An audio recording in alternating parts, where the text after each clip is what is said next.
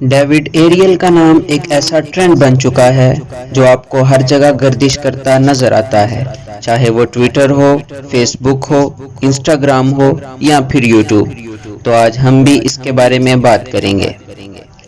دوستو، یہ بندہ جس کا ماضی میں نام مولانا خلیل الرحمن رحیمی تھا، ایک دیندار گھرانے سے تعلق رکھتا تھا۔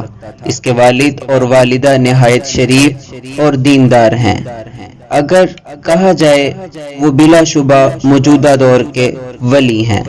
دوستو، آگے بڑھنے سے پہلے میں آپ کو بتانا چاہوں گا کہ میں ڈیوڈ ایریل کا سپورٹر بالکل نہیں ہوں اور نہ ہی ان کی باتوں سے اتفاق کرتا ہوں، لیکن یہاں کچھ باتیں آپ سے شیئر کرنا ضروری سمجھتا ہوں۔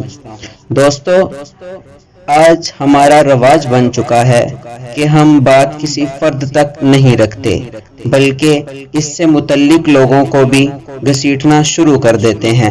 مثال کے طور پر، اگر حضرت نوح علیہ السلام کا بیٹا کافر مرا، اپنے والد پر ایمان نہیں لایا، تو کیا ہم حضرت نوح علیہ السلام کے بارے میں معاذ اللہ غلط بیانی کریں گے، یا انہیں برا بھلا کہیں گے، یا پھر ان کے بیٹے کو جو کہ ایک نبی کے گھر میں رہتے ہوئے بھی اس پر ایمان نہ لا سکا؟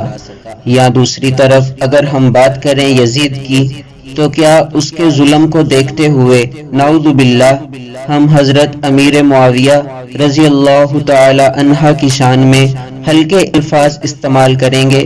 ہرگز نہیں۔ اسی لیے میری آپ سے یہ مؤدبانہ گزارش ہے کہ آپ ڈیوڈ ایریل سے اختلاف اس کی ذات تک رکھیں، خدارا ان کے والدین کو برا بھلا کہنے سے گریز کریں۔ اللہ تعالی ہم سب کا حامی و ناصر ہو۔ اللہ حافظ۔